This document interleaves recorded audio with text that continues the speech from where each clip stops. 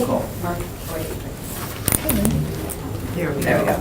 Just want to make sure You Lisa. got me now. Lisa's good? All right. Yeah. Ooh, You know those things, it's like action. Yeah. All right, Chair Gary Delvo. Here. Vice Chair Matt Schuler has to be excused. Alderperson Barbara Dorff. Here. Jim Blueberg has to be excused. Debbie Dean. Here. Kathy Ingves. Here. And Melanie Parma has to be excused. excellent. Approval agenda. Move to approve. Second. Barb, yeah, all in favor, anything aye? Aye. Uh, We're just going regular business. Yeah. Consideration of possible action on approval of initial resolution regarding redevelopment exempt facility revenue bonds financing in an amount of not to exceed $150 million for Greenway Packaging Inc. project. Thank you. I'm just going to get over here.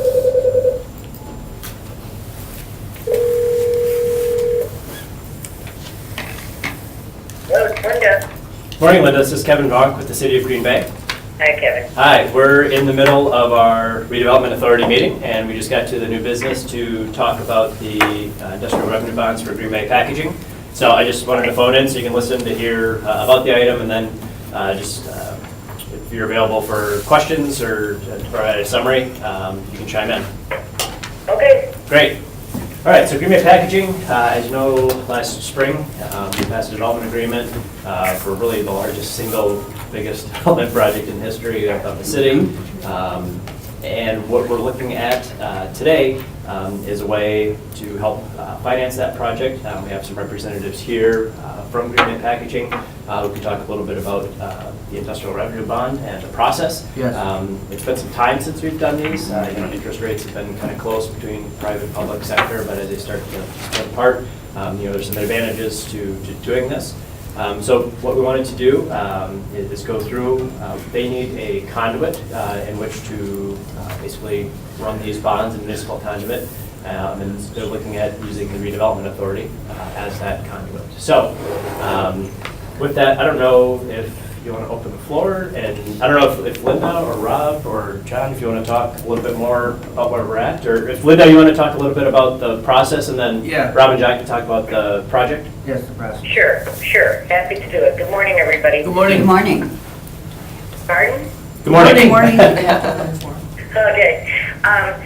Well, what we're doing here is proposing that the Redevelopment Authority act as a conduit issuer for what are known as exempt facility bonds.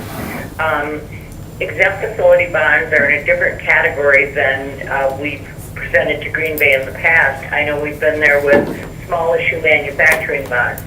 This resolution asks for a preliminary approval of an amount not to exceed $150 million.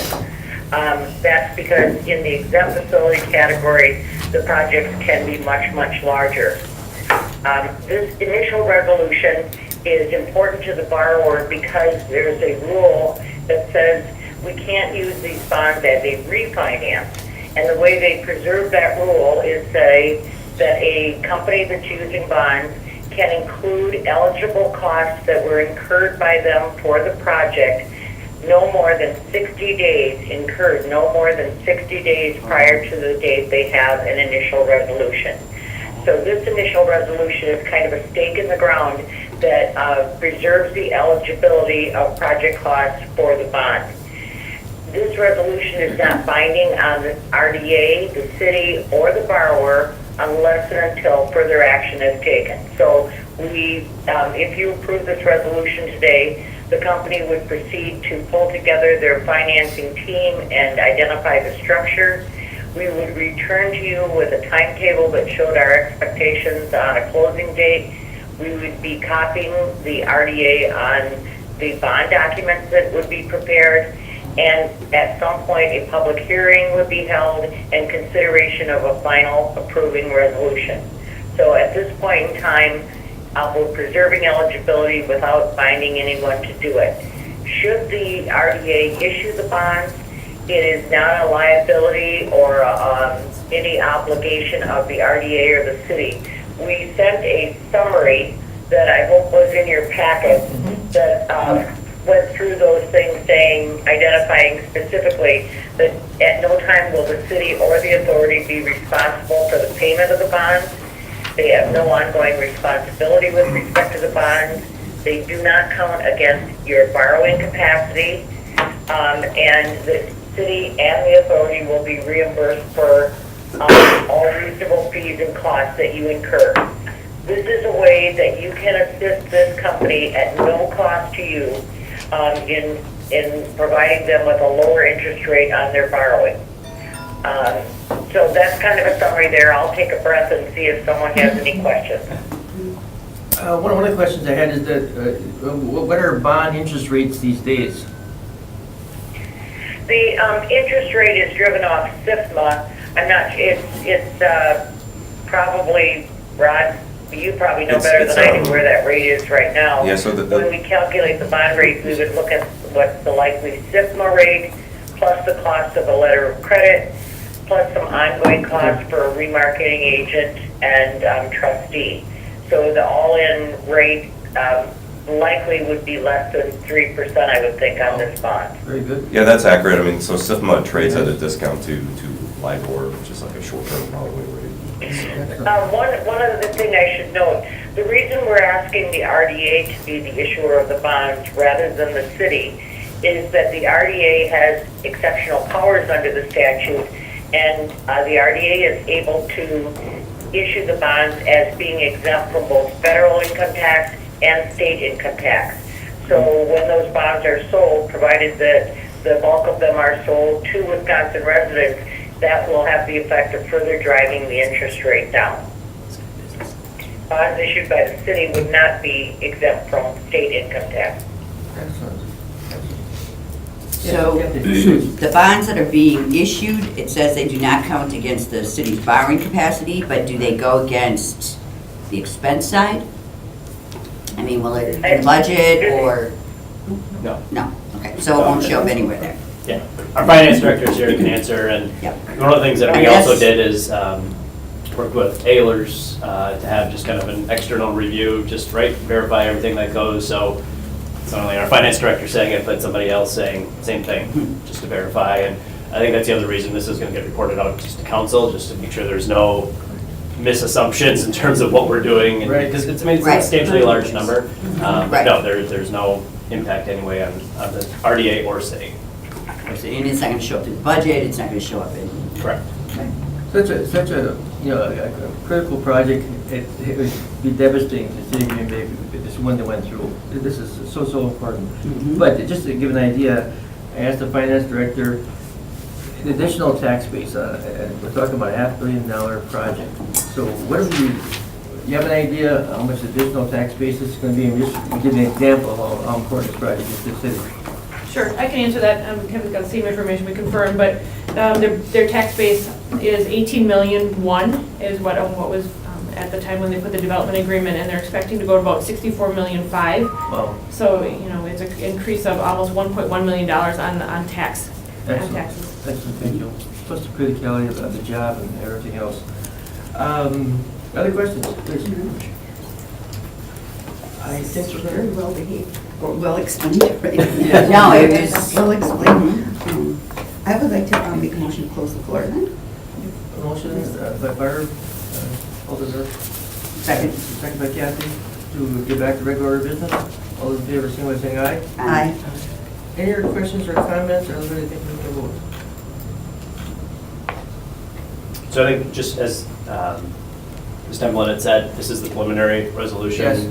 Right. And appreciate, again, kind of the timeliness of this. As she said, I mean, this project's on fast track, so in terms of incurring expenses and things like that, they want to kind of put that proverbial stake in the ground as soon as possible. But this will then will come back for final approvals. After you vote, I got a question about where we're at. Just Sure, yeah. curious, but that's neither here nor there. Okay. Move to approve. Was there a motion to approve it? There was a motion to close the floor. I just moved to Yes. approve. I mean, There was a just second. as you were saying that, I Okay. said move to approve and Kathy seconded. Okay, and Kathy second. Okay, so we have a motion and a second to approve. We will vote online.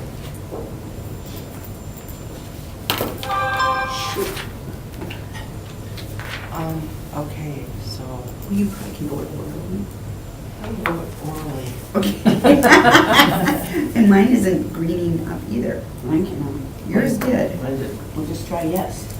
No, it did. No, it did. I tried, I tried to back out of the packet and the whole thing went away.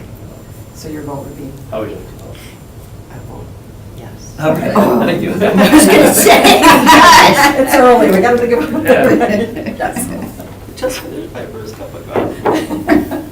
You know, I So can't motion even. passed unanimously. Okay, great. So question I have, Rob, John, Kevin, where are we at in the process? You know, as far as both financing as well as the construction, just curious. Yeah, so on the construction, you know, we broke ground last year. You know, pretty much the initial work that we've done has been really related to site prep. So we just kind of getting the land ready for construction. Yes. We're pretty much on target, as you can imagine, during the winter. We didn't think we were going to do a lot of stuff. So Right. we're kind of focusing on engineering and stuff like Yes. that. You know, once we get into the spring, I think you'll actually see a structure go up. You know, we are on track to complete the project early 2021, so it's Wow. a significantly long Massive project. Absolutely. You know, everything that we intended to do in terms of the spend, you know, the number of vendors and Mhm. employees on site, it's pretty much exactly what we anticipated and hoped. Great. So everything's on track, and we're really excited. You know, I want to thank the committee for holding this emergency meeting.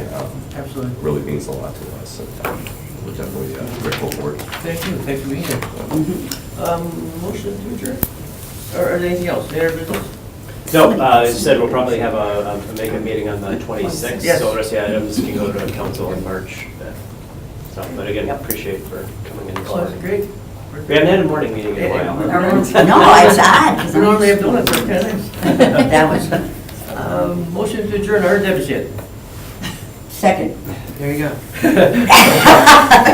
All those in favor, signify by saying aye. Aye. Okay, we are adjourned. Thanks for coming, guys.